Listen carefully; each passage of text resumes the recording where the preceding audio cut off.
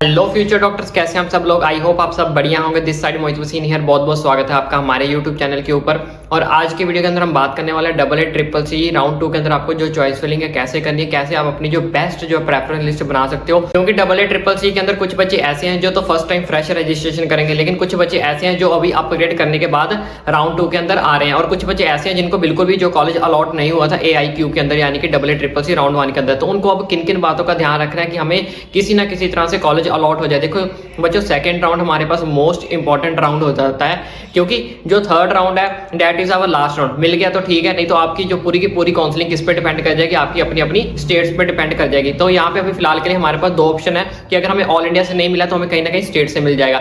लेकिन third round में क्या होता है कि अगर थर्ड राउंड में ऑल इंडिया से नहीं मिलता है तो आपके लिए एक ऑप्शन जो है वो खत्म हो जाएगा। तो हमने वहां तक उस ऑप्शन तक को पहुंचाना ही नहीं है, हमने सारा कुछ इस राउंड के अंदर ही करना है कि कहीं ना कहीं से हमें पास जो एक कॉलेज अलॉट हो जाए। उसके बाद लेना ना लेना देना वो हमारी मर्जी है, लेकिन एटलीस्ट हमें एक बार कॉलेज जो है वो अच्छा सा अलॉट हो जाए। जो बच्चे तो फर्स्ट टाइम रजिस्ट्रेशन कर रहे हैं या फिर जिनको भी कॉलेज अलॉट नहीं हुआ, लेकिन जो बच्चे अपग्रेड करने के बाद आ रहे हैं उनको क्या करना है वो सब कुछ मैं बताऊंगा। सबसे पहले यहाँ पे मैंने कुछ स्टेप्स लिख रखे हैं, उन स्टेप्स को समझो कि आपको जो अपनी प्रेफरेंस लिस्ट या चॉइस फिलिंग है वो कैसे करनी है। ठीक है, सबसे पहले आपकी जो चॉइस फिलिंग होती है वो आपके एयर रैंक के ऊपर होती है, यानी कि आपका जो ऑल इंडिया रैंक होता है उसके बेस के ऊपर जो आपकी चॉइस फिलिंग होगी। ठीक है, इस पे आपका कोई भी स्टेट की जो कोटा वगैरह है वो सब इसके अंदर नहीं चलता है। सारा कुछ आपका ऑल इंडिया रैंक के बेस के ऊपर होगा, चाहे आप किसी भी स्टेट से फिर आप चाहे बिलोंग करते हो। ठीक है, दैट इज ऑल इंडिया, यानी कि AA CCC वाला अपना रूल चलेगा। इसके अंदर सारा का सारा सिस्टम बेस्ड होता है। आपको कुछ भी नहीं करना, आपको सिर्फ अपनी प्रेफरेंस लिस्ट बना के वहां पे अपलोड करनी है, डालनी है भाई मैंने इन कॉलेजेस को चूज किया है। उसके बाद सिस्टम देखेगा कि आपको कॉलेज अलॉट होना है या नहीं होना, वो सब कुछ सिस्टम का काम है कि जो जो आपने कॉलेजेस डाले हैं क्या आपके उस रैंक पे आपको वो कॉलेज मिल सकता है या नहीं मिल सकता। ठीक है, अब वो डालने कैसे है, सबसे पहले आपको चीज क्या करनी है, यहाँ पे इस चीज को समझो, अपने बेस्ट कॉलेज डालो। ठीक है, अपने best college according to you. Almost बहुत सारे बच्चे ऐसे होते हैं जिनके कुछ ना कुछ बेस्ट कॉलेजेस होते हैं। बेस्ट कॉलेज उनको लगता है कि यार कोई उनका कोई कजन हो, कोई रिलेटिव हो, यानी कि उनसे जिनसे सुना होता है कि भाई ये कॉलेज बेस्ट है, चलो मुझे ये मिल जाए तो मैं वहां पे एडमिशन ले लूंगा। ठीक है, तो वो बेस्ट कॉलेज को आपने क्या करना है, सबसे ज्यादा आपने क्या करना है, टॉप के ऊपर रखना है, टॉप। ठीक है, वो जितने भी आपके हिसाब से बेस्ट कॉलेजेस है। ठीक है, किसी ने आपने किसी फ्रेंड से सुना है, आपने कोई आपका सीनियर पढ़ता है, आपने किसी कॉलेज का माहौल देखा है, इंफ्रास्ट्रक्चर देखा है, तो अगर आपको लगता है कि ये बेस्ट कॉलेज है, हाँ इसमें मुझे अगर एडमिशन मिल जाए तो वो चल जाएगा, मैं एक्सेप्ट कर लूंगा। तो जितने भी वो बेस्ट कॉलेज है अकॉर्डिंग टू यू, आपने उनको सबसे ऊपर क्या रखना है, टॉप पे रखना है। यानी कि जैसे 1 2 3 जितने भी आपके बेस्ट कॉलेजेस है वो आपने ऊपर रख देने हैं। अब उसके बाद आपको क्या करना है, special single particular college. Special single particular college क्या करना है, जैसे कि कुछ बच्चों का होता है स्टेट का अपना कोई स्टेट का बेस्ट कॉलेज है, उन्हें लगता है यार मुझे अपनी स्टेट में रहना है, क्योंकि दैट इज OACC, जैसे हम कहते हैं AIQ, यानी कि ऑल इंडिया काउंसलिंग। तो ऑल इंडिया के अंदर कहीं पे भी आपको कॉलेज अलॉट हो सकता है, दूसरी स्टेट में भी हो सकता है, अपनी स्टेट में भी हो सकता है, कहीं पे भी अलॉट हो सकता है। डिपेंड करता है आपका रैंक कितना, डिपेंड करता है कि आपने जो चॉइस फिलिंग या प्रेफरेंस लिस्ट डाली है कि उसके अंदर आपने कौन कौन से तो कॉलेज डाले हैं। तो कहने का मतलब ये है कि ऑल इंडिया के अंदर कहीं पे भी आपको कॉलेज अलॉट हो सकता है। तो अगर आपको लगता है कि मुझे अपनी स्टेट से बाहर नहीं जाना, या फिर आपको लगता है कि यार ये वाला जो कॉलेज है वो मेरा ड्रीम कॉलेज है, ठीक है, यहाँ पे मुझे कॉलेज अगर मिलता है बहुत अच्छी बात है, that is my dream college. तो इस हिसाब से आपका कोई ड्रीम कॉलेज है, ठीक है, आपके हिसाब से अगर आपको कोई ड्रीम कॉलेज है या आपको लगता है कि ये मेरी स्टेट का बेस्ट कॉलेज है, क्योंकि हर बच्चे को, हर कैंडिडेट को अपने स्टेट के बेस्ट कॉलेज के बारे में पता होता है। तो अगर आपको लगता है कि ये मेरी स्टेट का बेस्ट कॉलेज है, अगर मुझे यहाँ पे एडमिशन मिलती है तो मैं ले लूंगा, एक्सेप्ट कर लूंगा। तो आपके हिसाब से जो वो स्टेट का बेस्ट कॉलेज है या फिर जिसको आप कह सकते हो कोई आपका ड्रीम कॉलेज है, कि जैसे मान लो चाहे वो दूसरी स्टेट का ही है, ठीक है ना, अगर आपको लगता है यार वो दूसरी स्टेट का कॉलेज बहुत अच्छा है, वो मेरा ड्रीम कॉलेज है, तो ऐसे कॉलेज को भी आपने क्या करना है, अपनी टॉप के ऊपर अपनी प्रेफरेंस के अंदर डालना है। ठीक है, कॉलेज मिलेगा नहीं मिलेगा वो आपका काम नहीं है, आपका काम है सिर्फ प्रेफरेंस लिस्ट को बनाना और कॉलेजेस को डालना। आगे सिस्टम देखेगा कि जो जो आपने यहाँ पे कॉलेजेस डाले हैं, बेस्ट कॉलेज डाले हैं, टॉप कॉलेजेस डाले हैं या फिर अपने ड्रीम कॉलेज डाले हैं, वो आपके रैंक पे एग्जिस्ट करते हैं या नहीं करते। ठीक है, क्योंकि हमारे पास अनलिमिटेड ऑप्शन है, जितने मर्जी कॉलेज डालो, कोई दिक्कत परेशानी वाली बात नहीं है।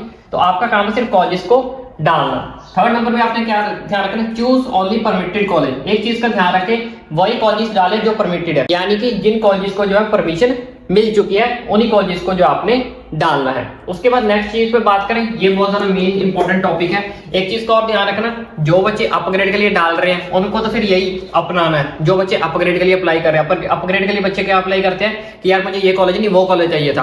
तो अगर आपको लगता है कि जो बच्चे अपग्रेड के लिए अप्लाई कर रहे हैं कि मुझे ये वाला नहीं वो वाला कॉलेज चाहिए था, जो आपकी फिर प्रेफरेंस है उनको सबसे ऊपर टॉप पे डाल दो, ठीक है, नंबर 1 पे डाल दो, क्योंकि आप अपग्रेड कर रहे हो। आप अपग्रेड किस लिए कर रहे हो? इसीलिए कर रहे हो ना कि मुझे ये वाला कॉलेज पसंद नहीं, मुझे वो वाला कॉलेज चाहिए, तो आपने वो वाले कॉलेज को डाल देना है, ठीक है। और एक चीज का ध्यान रखना, राउंड 1 वाली सेम चॉइस फिलिंग नहीं चलेगी, आपको बदल के चॉइस फिलिंग डालनी पड़ेगी। हाँ, जो कॉलेज आपको अलॉट हुआ है, ठीक है, वो कॉलेज आप दोबारा डाल सकते हो, लेकिन same to same choice filling नहीं डालनी है। आपको कॉलेज को अब शफल करना पड़ेगा, यानी कि चेंज करना पड़ेगा, ऊपर नीचे करना पड़ेगा। इस चीज का ध्यान रखना, same to same choice filling मत करना।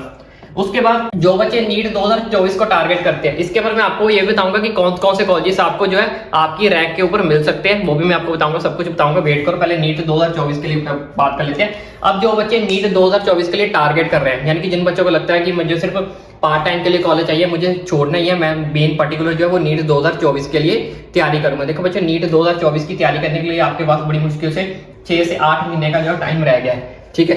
तो अगर आपको लगता है कि मुझे सिर्फ नीट की ही तैयारी करनी है, मुझे कॉलेज के अंदर एडमिशन लेना तो है, लेकिन वहां जाके मैं क्या करूंगा, नीट की ही तैयारी करूंगा, तो ऐसे बच्चे क्या करें, लोकल कॉलेज को टारगेट करें। लोकल कॉलेज को, लोकल इन द सेंस अपनी स्टेट का कॉलेज को टारगेट करते हो तो ज्यादा बेटर है। ऑल इंडिया के अंदर क्या होता है, आपको किसी भी स्टेट का कॉलेज अलॉट हो सकता है, ठीक है। अगर आप दूसरी स्टेट में जाके कंफर्टेबल हो, पढ़ सकते हो, तो कोई दिक्कत परेशानी वाली बात नहीं है। लेकिन ये मेरा सजेशन है, ऐसा मैंने क्यों बोला, क्योंकि यहाँ पे आपको कॉलेज अलॉट आपका नवंबर दिसंबर आ जाएगा, ठीक है। नवंबर भी आ सकता है, अक्टूबर भी आ सकता है, ठीक है। उसके बाद ही आपकी क्लासेस स्टार्ट होंगी। फिर अगर आप दूसरी स्टेट में जाओगे, 1-2 महीने आपको वहां पे सेटलमेंट होने के लिए निकल जाएंगे। तो मतलब आप कह लो कि 2-3 महीने आपके ये वाले काउंसलिंग में और आपके जो है उसके अंदर कॉलेज के अंदर दूसरी स्टेट में जाने के बाद सेटलमेंट होते होते निकल जाएंगे। तो बड़ी मुश्किल से अगर 2-3 महीने आप इसमें से माइनस कर दे तो बड़ी मुश्किल से 4 से 5 महीने आपके पास बचते हैं। तो ऐसा मैं आपको ये बोलूंगा कि आपके जितना जल्दी आपको कॉलेज मिलता है अपने आसपास का उसमें लेके बैठ जाओ और फटाफट अपनी नीट की जो 2024 की उसको टारगेट करना शुरू करो। उसके बाद बात करते हैं ये वाला, अब ये जो मैंने रेड कलर का लिखा है, make a list rank wise. अब इसका क्या मतलब, ये बहुत इंपॉर्टेंट टॉपिक है, बहुत इंपॉर्टेंट पार्ट है आपकी चॉइस फिलिंग का, प्रेफरेंस लिस्ट का। अब जो आपने लिस्ट बनानी है वो लिस्ट आपने वैसे ही बनानी है जिसमें आपको पता हो कि कौन से कॉलेज,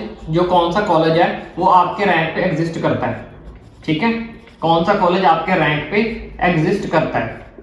अब उस चीज का आपको पता हो तभी आप अपनी जो प्रेफरेंस लिस्ट बना सकते हो।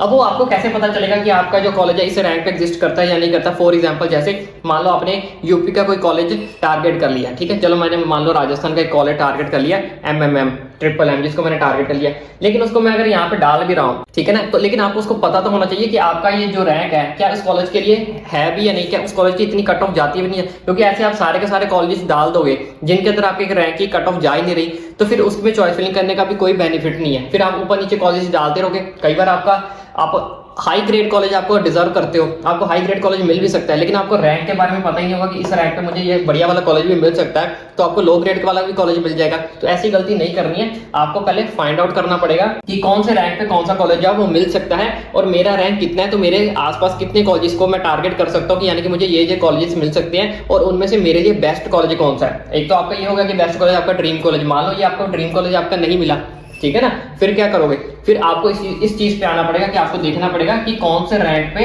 आपका कौन सा कॉलेज मिल सकता है। फिर उसको भी तो प्रेफरेंस लिस्ट में डालोगे ना, तभी आपके रैंक पे वो कॉलेज आपको अलॉट होगा ना। अगर ये कॉलेज नहीं डालोगे, आपको पता ही नहीं होगा कि कौन से रैंक पे कौन सा कॉलेज मिलेगा, तो फिर आप फिर से चॉइस फिलिंग से बाहर हो जाओगे। फिर आप बोलोगे सर मुझे राउंड 2 के अंदर भी कॉलेज नहीं मिला। तो इसके लिए आपको क्या करना पड़ेगा, फाइंड करना पड़ेगा। कैसे फाइंड करोगे, या तो गूगल की हेल्प ले लो, गूगल के अंदर आपको पता चलता है कि इसके अंदर कौन कौन से जो है रैंक पे कॉलेज गए हैं और कट ऑफ क्या गई है राउंड 1 की राउंड 2 की, उससे आपको फाइंड आउट कर।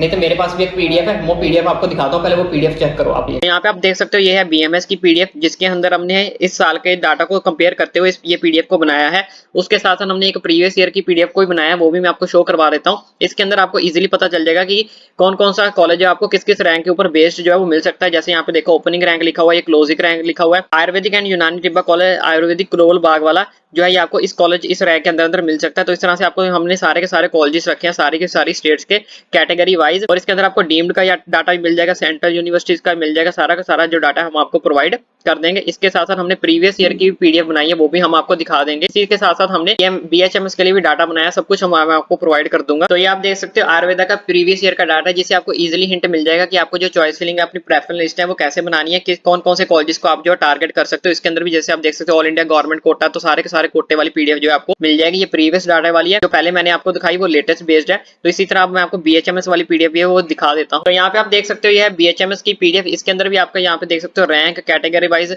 इस तरह से आप कॉलेज को टारगेट कर सकते हो। ओपनिंग रैंक कौन सा, क्लोजिंग रैंक कौन सा है, कौन कौन से रैंक पे आपको कौन कौन सा कॉलेज को आप टारगेट कर सकते हो, कौन कौन सा कॉलेज आपको मिल सकता है, उस हिसाब से अपनी प्रेफरेंस लिस्ट जो बना सकते हो। ठीक है, इसके अंदर भी आपको ये सारी की सारी state wise, rank wise, category wise पूरी की पूरी पीडीएफ मिल जाएगी। इसी तरह प्रीवियस ईयर की भी पीडीएफ है इसकी, वो भी मैं आपको शो करवा देता हूँ। तो यहाँ पे आप देख सकते हो ये है प्रीवियस ईयर का डाटा बीएचएमएस का। इसके अंदर भी आप ऐसे कॉलेजेस को टारगेट कर सकते हो कि आप देख सकते हो कौन कौन से कॉलेजेस आपको जो है वो मिले थे। ये चारों की चारों पीडीएफ जो है हम आपको प्रोवाइड कर देंगे। इसके अंदर आपको डीम्ड भी मिल जाएगा, गवर्नमेंट भी मिल जाएगा, गवर्नमेंट एडेड भी मिल जाएंगे, सारे के सारे कॉलेजेस मिल जाएंगे कैटेगरी वाइज। जैसे कि मैंने आपको बताया कि इस पीडीएफ के अंदर आपको प्रीवियस ईयर का डाटा भी मिल जाएगा और लेटेस्ट डाटा भी मिल जाएगा, जिसके अंदर आप देखकर आपको पता चल जाएगा कि क्लोजिंग डाटा क्या रहने वाला है इस कॉलेज का और इस यूनिवर्सिटी का। तो उसको देखकर आप इजीली जो अपनी प्रेफरेंस लिस्ट है वो बना सकते हो। लेकिन इस पीडीएफ को आप कैसे ले सकते हो, इसके लिए हमने एक छोटी सी कॉस्ट रखी है। अगर आप ये पीडीएफ लेना चाहते हो तो सिंगल कोर्स, यानी कि अगर आप सिंगल पीडीएफ लेना चाहते हो तो 199 की है। दोनों पीडीएफ लेना चाहते हो यानी कि बीएमएस बीएचएमएस दोनों के लेना चाहते हो तो उसके लिए आपको 299, तो उसके लिए आपको 299 रुपीज जो है वो पे करने पड़ेंगे। अब आपको वो पे करने कैसे, वो मैं आपको सारा का प्रोसीजर समझा देता हूँ। ये पीडीएफ आप तक हम पहुंचाएंगे कैसे,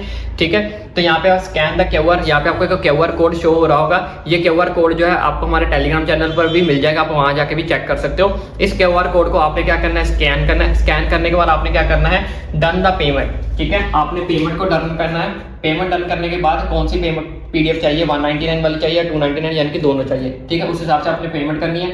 सेंड द स्क्रीनशॉट, आपने स्क्रीनशॉट सेंड करना है। कहाँ पे सेंड करना है, हमारी ईमेल आईडी पे। हमारी ईमेल आईडी लिखी हुई है, ये ईमेल आईडी आपको नीचे डिस्क्रिप्शन बॉक्स में भी मिल जाएगी। आप मेल कर देना विद इसके साथ अपना नाम लिख के, स्टेट, रैंक लिख के और पीडीएफ नेम। पीडीएफ नेम यानी कि कौन सी पीडीएफ चाहिए, बीएमएस की चाहिए, बीएचएमएस की चाहिए या फिर दोनों चाहिए। साथ में अपने पेमेंट का जो स्क्रीनशॉट अटैच कर देना है, ठीक है। तो विद इन 4 आवर्स के अंदर अंदर ये पीडीएफ जो है वो आपके पास होगी, जब से आपकी मेल आ जाएगी, ठीक है। जैसे ही मेल आपकी आ जाएगी विद इन 4 घंटे के अंदर अंदर आपको पीडीएफ हम प्रोवाइड कर देंगे। उसके बाद अगर आप इंस्टा पे मैसेज करना चाहते हो तो आप इंस्टा पे मैसेज कर सकते हो, लेकिन मैं कहूंगा कि आप मेल आईडी वाला प्रोसीजर ज्यादा चूज करें, क्योंकि इसके अंदर जो हमारी टीम है वो आपको जल्दी से जल्द पीडीएफ पहुंचाएगी। इसका प्रोसीजर थोड़ा सा लेट डिले हो सकता है, तो यहाँ पे आपको इमीडिएटली रिस्पॉन्स मिल जाएगा। तो इंस्टा आईडी में करना चाहते हो, इंस्टा आईडी का ये यूजर नेम है, इसमें भी आपको स्क्रीनशॉट सेंड करना है किसका, पेमेंट का।